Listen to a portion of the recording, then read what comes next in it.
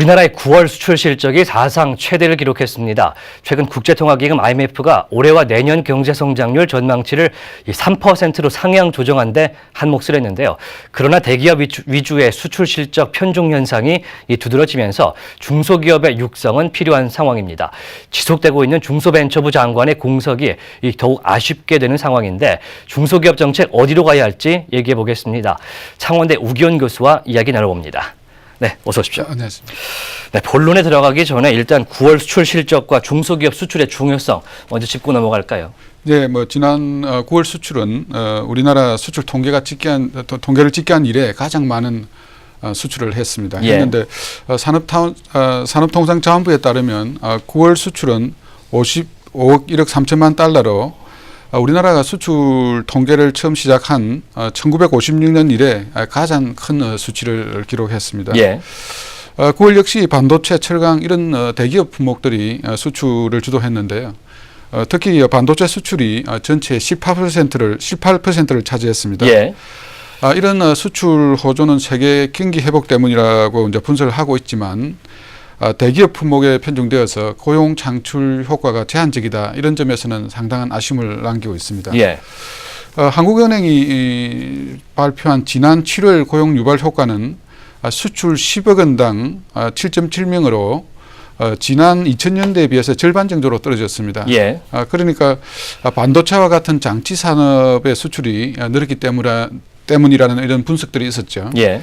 말하자면 일자리 창출과 이를 통해서 소비를 확대하기 위해서는 중소기업의 수출이 늘어나야 된다 하는 것이 많은 분들의 의견입니다. 네, 사실 중소기업의 이 정책의 컨트롤 타워 역할을 하는 중소벤처 기업부인가요? 이 기업부 장관이 아직 임명이 되지 않고 있습니다. 임명을 하려다가 실패를 했는데 너무 지속적으로 공석이 되는 거 아닌가요?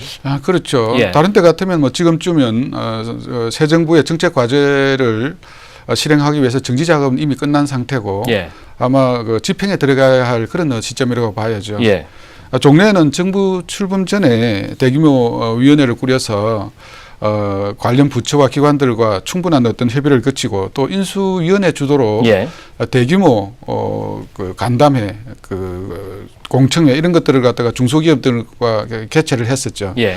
그래서 새로운 국정 과제를 결정을 하고 정부 출범 이후에는 실무적으로 실행에 돌입하는 그런 수순이었습니다. 예.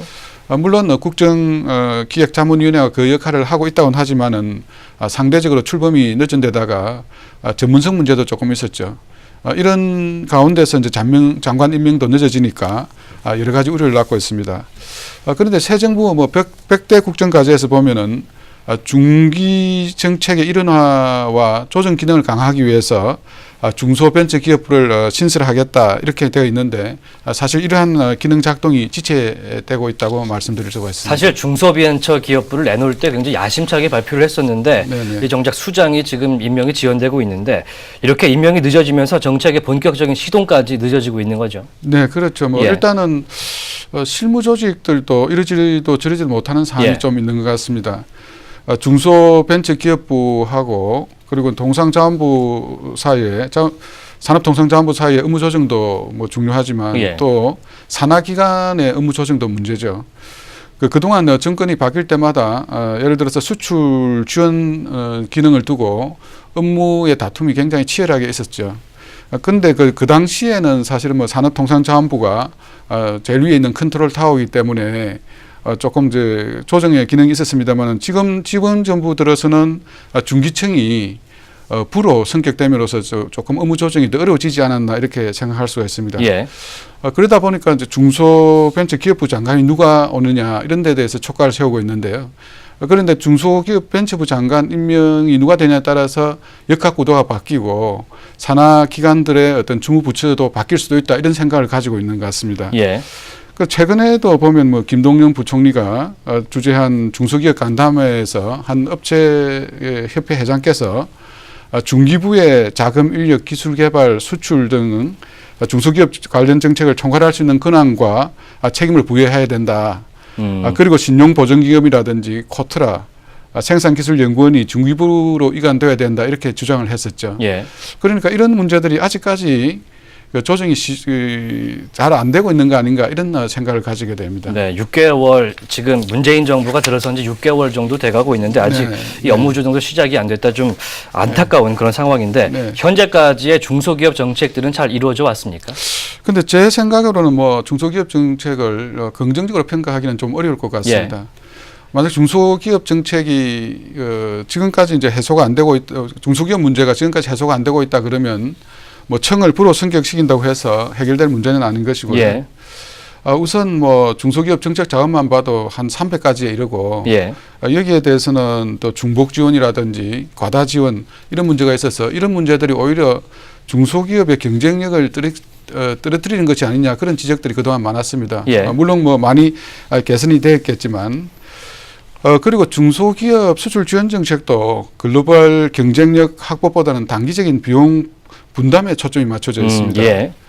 그래서 최근에 또 9월 말에 산업부에서 개최한 민간 합동 수출 지원 협의회에 관한 보도 내용을 보니까 내수기업 5천 개를 수출 기업으로 전환하겠다는 목표를 뭐 발표를 했던데요. 예. 사실 이런 목표는 숫자에 불과한 뭐 별 의미 없는 것이라고 생각합니다. 예. 왜냐하면 글로벌 역량이라는 것이 하루아침에 생기는 것도 아니고 이런 어떤 목표를 달성하기 위해서 수출 통계상으로 수출 실적을 남기기 위한 어떤 숫자 관리에 집착하지 않을까 하는 우려가 나는 거죠. 예. 뭐 따라서 이제 백등의 국정 과제에서도 중소기업 수출 역량 강화라는 항목이 있긴 합니다만은 지원 기간을 늘리기보다는 보다 정교한 역량 강화 정책이 필요하다고 봅니다. 예. 마지막 질문인데요. 네네. 그렇다면 앞으로 중소기업 정책 어떤 방향으로 나아가야 좀 바람직할까요? 그래서 지금과 같은 그 글로벌 시대에서는 보호 육성보다는 자율과 경쟁에 초점 맞추어서 중소기업의 글로벌 경쟁력을 키워야 할 것으로 봅니다. 예. 무엇보다도 제가 강조하고 싶은 것은 기술 혁신과 기업가 정신입니다.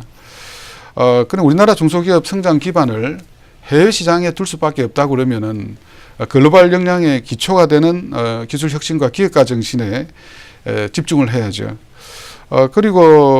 그러니까 이제 뭐 그 글로벌 경쟁력을 약화시킬 수 있는 그런 어떤 긍정적 지원보다는 중소기업 CEO의 기업가 정신을 예. 강화시킬 수 있는 그런 것들이 오히려 더 중요한 과제라고 볼 수가 구체적인 있습니다. 지원 기간이 좀 필요한 상황이다. 네, 이렇게 네, 말씀하시는군요. 네, 네. 알겠습니다. 지금까지 중소벤처 정책 관련해서 창원대 우기원 교수와 얘기 나눠봤습니다.